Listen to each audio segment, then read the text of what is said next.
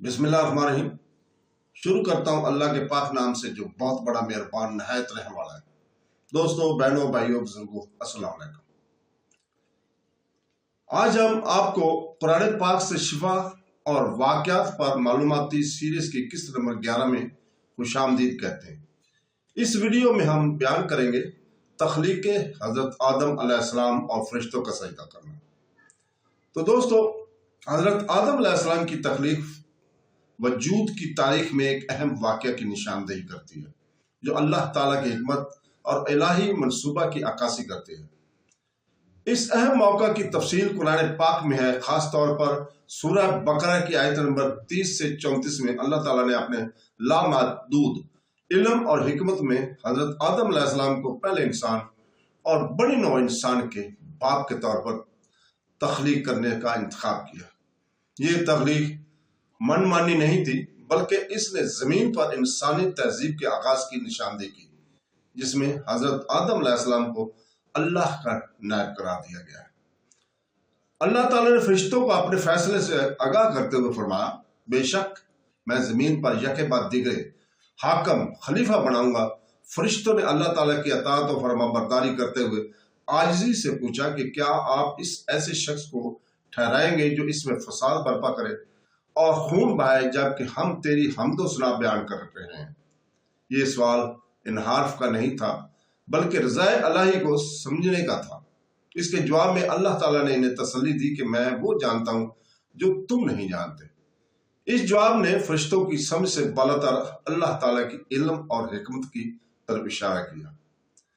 हजरत आदम अलैहिस्सलाम की तख्लीक का अमल कुरान मजीद के मुख्तलिफ हिस्सों में बयान हुआ है। अल्लाह ताला ने इसे मिट्टी से बनाया, जो कि जमीनी अनासर का मरकब है। इसे एक बेहतरीन शक्ल में डाला। अल्लाह ताला ने हजरत आदम अलैहिस्सलाम की तशकील के बाद इनमें अपनी रूह फूंकी और इन्हें जिंदगी बख्शी। फरिश्तों के बरक्स हजरत आदम अलैहिस्सलाम को अकल, आजाद मर्जी और पेचीदा तसव्वुरात को सीखने और समझने की सलाहियत दी। इल्म में आदम की बरकतरी को ज़ाहिर करने के लिए अल्लाह ताला ने इन्हें तमाम चीज़ों के नाम सिखाए, वो इल्म जो फरिश्तों के पास नहीं था। जब हजरत आदम अलैहिस्सलाम को अल्लाह ताला ने फरिश्तों को इन नामों से आगाह करने का हुक्म दिया, तो उन्होंने आजिज़ी के साथ अपनी हद का एतराफ़ करते हुए कहा कि तू पाक है, हमें इसके सिवा कोई इल्म नहीं जो तूने हमें सिखाया है। बेशक तू ही जानने वाला, हिकमत वाला है। फिर हजरत आदम अलैहिस्सलाम को हिदायत की गई कि वो नामों को ज़ाहिर करें। इंसानी जहानत की इनफरादियत को साबित करते हुए जमीन पर अल्लाह के अपने नायब बनाने के फैसले को दुरुस्त साबित करते हुए हजरत आदम अलैहिस्सलाम के बाद अल्लाह ताला ने फरिश्तों को हुक्म दिया कि और जब हमने फरिश्तों से कहा कि आदम को सजदा करो, तो सब ने सजदा किया सिवाय इब्लीस के। इन्होंने इनकार किया और तकब्बर किया और काफरों में से हो गया। ये सजदा इबादत नहीं था, क्योंकि इबादत सिर्फ अल्लाह के लिए है, बल्कि इसकी तज़ीम हजरत आदम अलैहिस्सलाम की फजीलत के इतराफ़ के लिए है। जो इल्म अता किया गया था, तमाम फरिश्ते अल्लाह के खालिस मखलूक होने की नाते जो कभी नाफरमानी नहीं करते, फौरन तामील की। ताम इब्लीस ने जो रिश्ता नहीं बल्कि धुएं वाली आग से पैदा होने वाला जिन था, झुकने से इनकार किया। इसके इनकार की जड़ तकब्बर और गुरूर पर थी, क्योंकि वो अपने आप को हजरत आदम अलैहिस्सलाम से बेहतर समझते थे। ये दलील देते हुए कहते थे कि मैं इनसे बेहतर हूं, तो मुझे आग से पैदा किया और इसे मिट्टी से बनाया। ये नाफरमानी इब्लीस के जवाल का बायस बनी। इसके तकब्बर और अल्लाह ताला के हुक्म की तामील से इनकार के नतीजे में इसे सालीन के सफ़ों से निकाल दिया गया। नतीजे के तौर पर वो अल्लाह की रहमत से बाहर निकाल दिया गया और अब्दी लानत की सजा दी गई।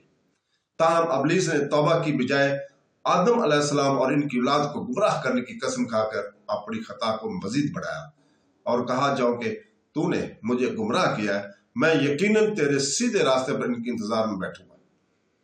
इसने नफरत और हसद से इंसानियत को गुमराह करने की कोशिश की, एक मिशन जो वो आज तक जारी रखे हुए है। आदम अलैहिस्सलाम की तख्लीक और फरिश्तों को दिए गए हुक्म की कहानी गैर इस बात पर मुश्तमिल है। ये अल्लाह की हिकमत और इल्म को ज़ाहिर करता है, जो बड़ी नौ इंसान के عطا की गई मुनफरद खसूसियात को उजागर करता है। ये वाक़या तकब्बर और नाफरमानी के खतरात को भी वाज़ा करता है, जिसकी मिसाल इब्लीस ने दी है। मजीद ये आज़ाद मर्जी के तसव्वुर पर जोर देता है, जो इंसानों को दूसरी तख्लीकात से मुमताज़ करता है और इन पर साल इंतखाब करने का जिम्मेदारी डालता है। ये इलाही दास्तान नेकी और बदी, फरमाबरदारी और बगावत, आजिज़ी और तकब्बर के दरमियान मुसलसल जद्दोजहद की याद दहानी का काम देती है। ये अल्लाह ताला की रहमत को भी नुमाया करती है, जो इसके बख्शिश मांगने वालों को हदायत और तौबा के मौका फराहम करता है। आदम अलैहिस्सलाम की तख्लीक महज इंसानी वजूद की इब्तिदा में नहीं थी, ये एक अजीम मकसद की बुनियाद थी। ज़मीन पर इंसानी का इम्तिहान, अल्लाह की इबादत का मौका और इब्लीस के फितनों का मुकाबला करने का चैलेंज। इस तकरीब के जरिए मोमिनीन को तक़वा को बरकरार रखने, इल्म हासिल करने और अल्लाह के लिए अपनी अकीदत में साबित कदम रहने के लिए इनके फ़र्ज की याद दहानी करा दी जाती है।